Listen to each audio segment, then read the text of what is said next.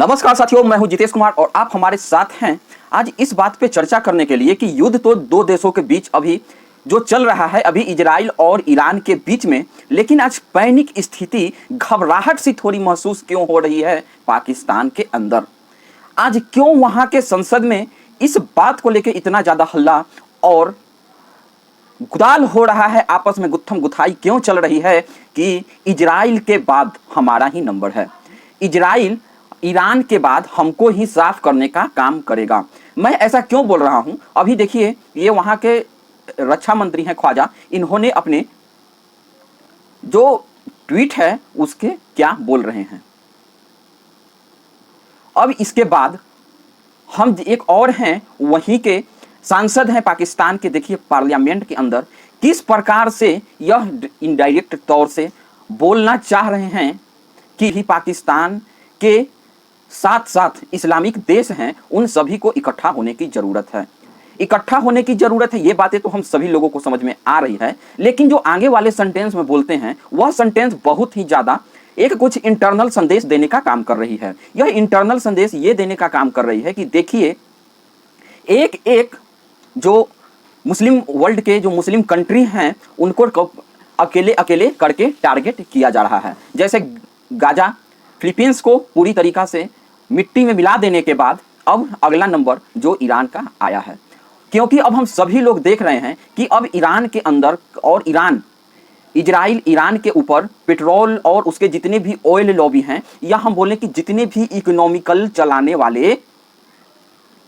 Main महत्वपूर्ण की है, उन सभी लोगों को अब इजराइल टारगेट करने लगा है। आप देखिए, हम आपको क्योंकि वीडियो यूट्यूब के गाइडलाइन के द्वारा नहीं दिखा सकते, लेकिन आपको हम फोटो जरूर दिखाएंगे। देखिए इसके अंदर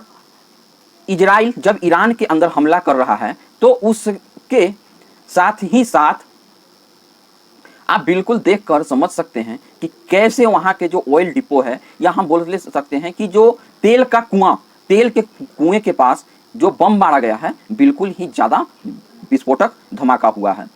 अब उसके बाद होगा क्या, क्योंकि इस धमाका तो हो जाना, लेकिन इतना जल्दी फिर अगर ईरान चाहेगा कि हम ये सब चीज़ों को बना लें तो तुरंत और पुनः तेल निकालने लगें और गैस निकालने लगें, तो मैं बता दूं इसको अब पुनः बनाने में एक तो टाइम ज़्यादा से ज़्यादा लगेगा। उसके बाद टाइम ज़्यादा लगने के बाद उसका जो की कंपोनेंट होगा, छोटे छोटे जो मशीनरी पार्ट होंगे, क्योंकि वे सारे के सारे यूरोपियन कंट्री में ही बनते हैं, अब पता नहीं वह आगे कैसे इस चीज़ को मैन्युफैक्चरिंग कर सकेगा या पुनः बना सकेगा उसको, इसको अब देखने वाली बातें होगी। उसके बाद जब दूसरा बात हम जब देखने की प्रयास करते हैं तो हमें पता चलता है कि देखिए ये जो गैस का प्लांट है उस पर भी हमला किया जा रहा है, क्योंकि हम सभी जानते हैं कि ईरान के पास तेल और नेचुरल गैस ये दोनों भरपूर मात्रा में उपस्थित हैं, और इकोनॉमिकली का एक जो मोटा संसाधन है वह किस चीज़ से चलता है, वह इसी ऑयल और नेचुरल गैस के द्वारा। अभी भी ईरान का जो इतना सैंक्शन लगने के बाद भी सारे के सारे वहां इकोनॉमिकली चल पा रहा था, लेकिन जब पूरी तरीका से इकोनॉमिकली स्थिति ईरान का खराब कर दिया जाएगा तो सर्वाइवल हो पाना भी मुश्किल होगा। उसके बाद अगर हम आगे देखते हैं तो हम देखते हैं कि इकोनॉमिकली के बाद, क्योंकि इकोनॉमिकली जो है वह तेल जो सबसे ज्यादा ईरान से लेता था वह चाइना लेता था, क्योंकि चाइना और ईरान का बहुत अच्छा दोस्ती है, चाइना और रसिया का भी दोस्ती अच्छा है, और ईरान और रसिया का भी दोस्ती अच्छा है, क्योंकि अभी पूरे जियो पॉलिटिक्स में दो तीन ही जो हैं वह पूरी तरीका से सक्षम हैं एक दूसरा को सीरियसली जियो पॉलिटिक्स के अंदर, जैसे चाइना हो गया, रसिया हो गया और यूएस हो गया। यही तीनों लोगों का आपस में जियो पॉलिटिक्स में अभी ज़्यादा महत्व देखा जाता है। लेकिन दूसरी साइड हम देखते हैं कि जो ये ऑयल फैक्ट्री जब बर्बाद हो गया, इसके बाद आता है औद्योगिकरण। हम जानते हैं कि उद्योग भी में पेट्रोकेमिकल जो होता है उसे प्लास्टिक बनाने में ज़्यादा से ज़्यादा सामान वहीं से निकलता था, और ये भी सामान तेल का जहाँ कुआं है वहीं से प्राप्त होता था। लेकिन अगर अब ईरान के पास पेट्रोकेमिकल भी नहीं आएगा तो जो उद्योग चलता था प्लास्टिक बनाने का, वह उद्योग भी बिल्कुल शांत पड़ जाएगा, ढीला पड़ जाएगा। इसके पीछे कारण ये है कि फैक्ट्री तक जो मेन प्लास्टिक बनाने के लिए जो की कंपोनेंट की आवश्यकता होती है वह तो पहुंच ही नहीं पाएगा। जब वह नहीं पहुंच पाएगा तो फैक्ट्री या तो डिले करने लगेगी या हो सके फैक्ट्री बंद करना पड़ जाए, क्योंकि जब कच्चा माल नहीं पहुंचेगा तो वहां से बनाकर माल फिर कैसे निकाला जाएगा। तो यहाँ पर भी हानि है। उसके बाद जब इतने सारे युद्ध में क्योंकि ईरान भी लगातार सुपरसोनिक मिसाइल से या ड्रोन की ईरानी ड्रोन के माध्यम से इजराइल के अंदर अपना फायर चालू रख रही है, या यूं बोली कि वहां पे फायर तुरंत स्टार्ट होने वाला कर रहा है, क्योंकि इजराइल को भी बहुत ज़्यादा इसमें नुकसान पहुंच रहा है। क्योंकि जितने भी मिसाइल मारा जा रहा है वह उसको कुछ को तो आयरन डोम ये सब जितने भी सिस्टम हैं, डिफेंस सिस्टम लगे हुए हैं इजराइल के पास, वह एक लिमिट तक तो रोक पाने में सक्षम है, लेकिन इस लिमिट के बाद रोक पाने में इजराइल के डिफेंस सिस्टम भी सक्षम नहीं है। अभी इस क्षेत्र में मैं अपनी तरफ से बिल्कुल ये बात बोलने में सहमत हूं कि अभी इस एरिया में कहीं ना कहीं भारत का जो डिफेंस सिस्टम है वह बहुत अच्छा काम किया है। हम सभी जानते हैं कि पाकिस्तान अपना हर प्रकार का ऑपरेशन सिंदूर के दौरान हर प्रकार का मिसाइल भारत के ऊपर मारकर टेस्ट कर चुका। सुपरसोनिक भी मारा, उससे नीचे वाला भी मारा, जितने भी उसके पास लगभग मिसाइल थे उन सभी लोगों को मारा, लेकिन एक भी मिसाइल भारत के अंदर इंटर नहीं कर सकी। उसके बाद वह तुर्की का जो ड्रोन था एक बार में 200 300 के ग्रुप में भारत पर आक्रमण किया, लेकिन भारत के जो अभी डिफेंस सिस्टम है जो बॉर्डर पे लगा हुआ है वह मार गिराने में बिल्कुल सक्षम है। तो अभी इजराइल से कहीं ना कहीं अच्छा डिफेंस सिस्टम अपना भारत के द्वारा निर्मित किया गया है, और जो बाहर से भी लिया गया है S-400 समथिंग, ये सारे के सारे अपना डिफेंस सिस्टम बहुत अच्छे से काम कर पा रहा है।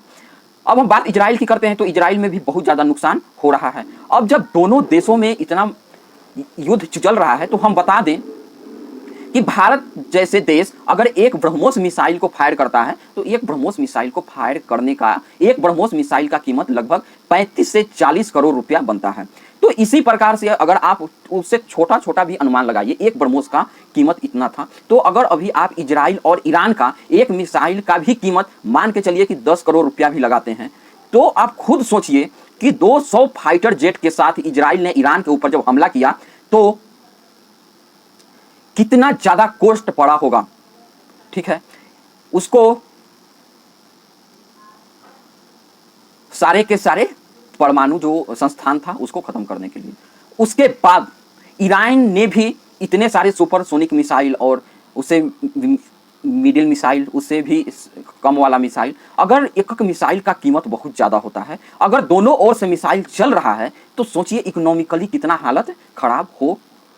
रहा होगा दोनों देशों के बाद। एक्चुअली युद्ध के समय ये सब चीज़ें नहीं देखी जाती है, लेकिन जैसे ही युद्ध खत्म होता है तो जो देश हारता है या जीतता है उसके बाद जब कैलकुलेशन लगाया जाता है कि इस युद्ध में हमें युद्ध कितना महंगा पड़ा, जबकि ईरान का पहले से ही इकोनॉमिकली सिस्टम बहुत ही ज़्यादा वीक कंडीशन पर था, क्योंकि अभी इजराइल का भी जो इकोनॉमिकली कंडीशन था वे भी बहुत दिनों से गाजा के साथ युद्ध में लगा हुआ था। तो इजराइल का भी इकोनॉमिकली सिस्टम के बारे में अभी ये नहीं बोला जा सकता कि उनका भी इकोनॉमिकली सिस्टम अच्छा है, लेकिन उससे भी अभी ज़्यादातर खराब ईरान का है। जो यूएस सेक्शन जो लगा हुआ था उसके बाद उसके जो रुपया है उसका वैल्यू आधा हो चुका है। उसके बाद वहाँ पे क्योंकि वह अपना जो प्राकृतिक तेल गैस है वह ज़्यादा देशों को भेज नहीं पाता है सेक्शन के वजह से, तो उसका मेन एगो जो खरीदार है वह चीन है, और इससे भी उसको ज़्यादा, और उसके बाद ऑयल गैस पर ही नुकसान हो रहा है। अब हम बात करते हैं कि पाकिस्तान में पैनिक क्यों है। जब से ईरान के सरकार के अंदर का एक महत्वपूर्ण डिफेंस ऑफिसर ये चीज़ भी बयान दिया है कि पाकिस्तान जो बम परमाणु बम बनाए हुए हैं वह शुरू से ही जब से अली जुल्फकार भुट्टो के समय में यह बम बना, और जुल्फकार भुट्टो ने यह कहा था कि हम रोटी खाएंगे लेकिन घास की रोटी खाएंगे लेकिन परमाणु बम बनाएंगे। परमाणु बम बना लिया लेकिन घास की रोटी भी आज खाने को लोगों को नहीं मिल रही है। उसके बाद क्योंकि उसे लोगों ने पूरे अली जुल्फकार भुट्टो ने भी उसे इस्लामिक बम बना था, इससे पाकिस्तान सोचा था कि टोटल के टोटल जितने भी इस्लामिक लोगों देश हैं उन सभी को नजर पाकिस्तान के ऊपर पड़ेगा। लेकिन पाकिस्तान के लोग ये भी साथ ही साथ बोलते थे कि जब क्रिश्चियन के पास परमाणु बम हो सकते हैं, इस्लाम का सबसे बड़ा दुश्मन यहूदी के पास परमाणु बम हो सकते हैं। एक्चुअली वो इजराइल भी यह एक्सेप्ट नहीं करता है कि मेरे पास परमाणु बम है, लेकिन एक अनुमान के मुताबिक उसके बाद 92 जो है वह परमाणु बम उपस्थित है। उसके बाद जो पाकिस्तान का मेन दुश्मन भारत, हिंदू के पास भी परमाणु बम है। तो जो क्रिश्चियन के पास है, यहूदी के पास है, हिंदू के पास है, तो इसीलिए वह कहता था कि यह बम सिर्फ पाकिस्तान का नहीं, यह बम पूरे इस्लाम का है। इसी बात को समझते हुए आज ये बातें भी हो रही हैं कि जब पाकिस्तान ने यह कहा था कि यह इस्लामिक बम है, तो इसी को लेकर आज बवाल मचा हुआ है। आज एक बहुत तेजी से ट्वीट जो